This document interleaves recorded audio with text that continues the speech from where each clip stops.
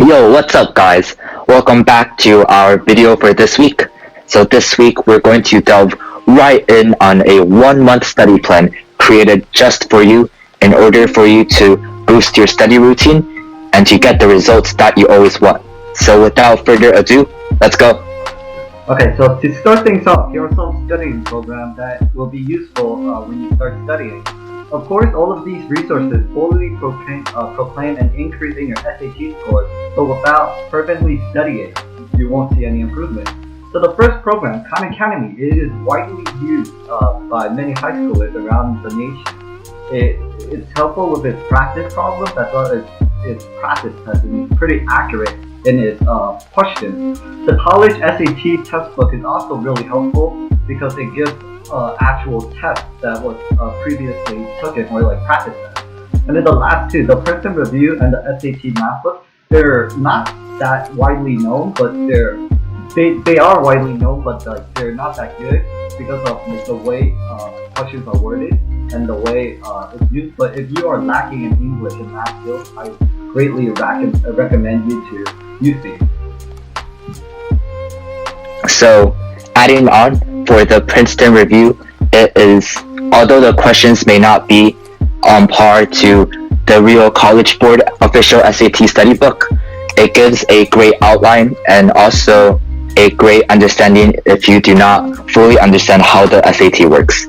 So, moving on, apart from these study books, I also heavily recommend you to use some other programs in order to boost your studying. So one platform I would recommend is Google Calendar. So for Google Calendar, you can schedule your day and especially schedule your study routine a month in advance. This will allow you to schedule your day and allow you to stick to your schedule routine no matter what happens. So I recommend scheduling your time in blocks of weeks, so you can schedule your whole study routine a week before or even a whole month before if you are that ready. So apart from Google Calendar, I also recommend you to read books. So the logo here shows a picture of a book, and books are truly very important. I feel that although you may do a lot of SAT mock reading questions, reading books is one of the only ways for you to truly boost your reading skills and for you to understand an author's passage and text. So these are the platforms that we would recommend for you to use on your study routine. Of course, you do not have to use every platform, but choose the platforms that are most beneficial to you, and I trust and believe that it will greatly help you in your journey of studying. So moving on from the platforms that are going to be tested on the SAT, let's look at a general overview of the subjects and topics that the SAT will cover. So I would like to think of the SAT covering two main subjects, math and then English and language arts. So let's dive right into the first subject that is going to be covered, math. So math is divided into four main topics: heart of algebra, problem solving and data analysis, passport to advanced math, and additional topics. So heart of algebra, it is what I would consider as easy algebra, or what we have learned in pre-algebra class. So it mainly uses one variable equations, so linear equations, graphs, and subsequent applications such as slope or how to graph the y-intercept and x-intercept, and easier parts of algebra. So moving on to the second portion, problem solving and data analysis. This is an application of heart of algebra topics to functions. So in easier words, problem solving and data analysis mainly covers different types of equations and functions. Nextly, the third topic is passport to advanced math. If heart of algebra is easy algebra, I would like to look at passport to advanced math as hard or harder algebra. So in heart of algebra, we covered single variable equations and linear equations. However, in passport to advanced math, we might cover quadratics, radical and rational equations, polynomials, and maybe even systems of equations. So you'll also have to have a firm grasp of topics covered in Algebra 1 and Algebra 2, and a little bit of pre-calculus knowledge. So lastly, let's look at the additional topics. this fourth topic consists mainly of geometry and trigonometry. So in terms of geometry, you will be tested on the unit circle and the circle theorems and equations. And in terms of trigonometry, you will be tested on triangles because it is trigonometry. So sine, cosine, tangent, all alike.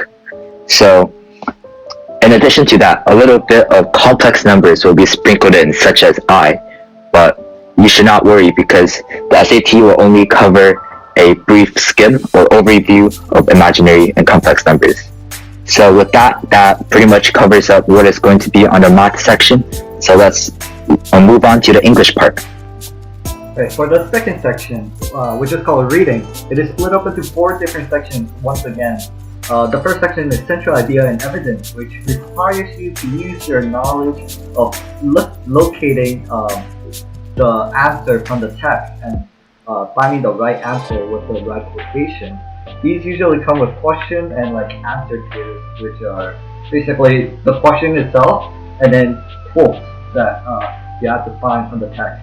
The next section is the next part is author's purpose and perspective, where you have to really find out what the author is trying to convey and think about why they are doing it or what side they are taking. Which these the answers for these are usually can be found in the blurb, if not in the text.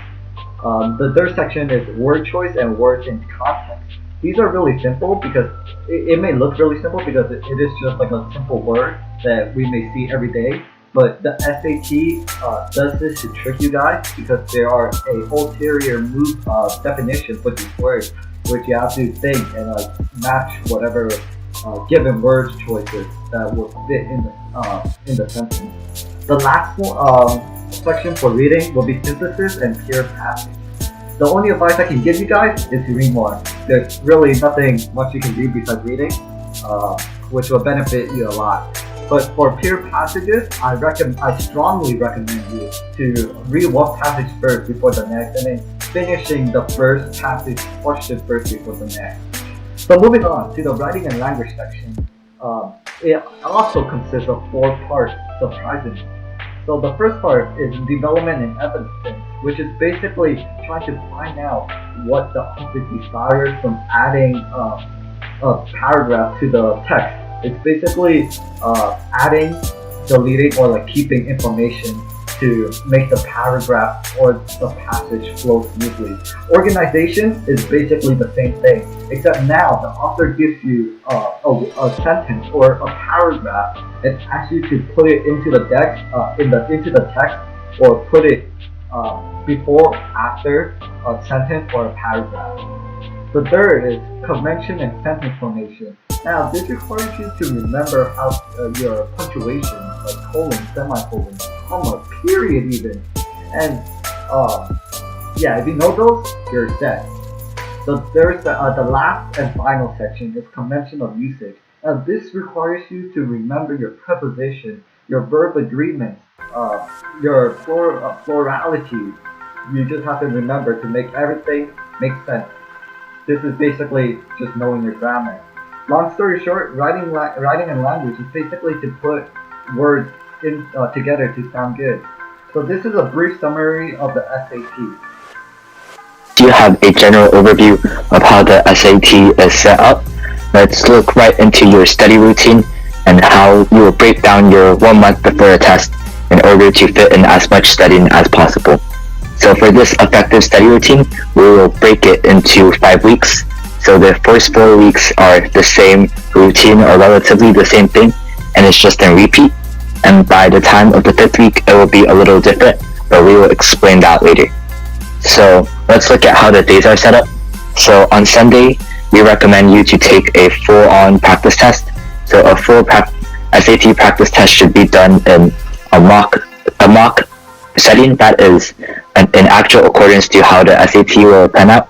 So we recommend you to do it in one sitting without any distractions or anything else that may impair you from stimulating a real test situation. So on Monday, after you have taken the test, we recommend you to review the test so you can review any topics that you are weak on or any questions that you've missed, or maybe even any questions that you luckily have guessed right but you did not understand. On Tuesday through Thursday, you will review the main topics of the SAT. So as we have said, the SAT and in each topic is broken up into 4 parts. So since there are 4 weeks of the same repetitive structure, you can study 1 topic a week, or if you're more ambitious, you can study 2 topics a week and then repeat by the time of the 3rd and 4th week. So Tuesday will be dedicated to studying for the math part.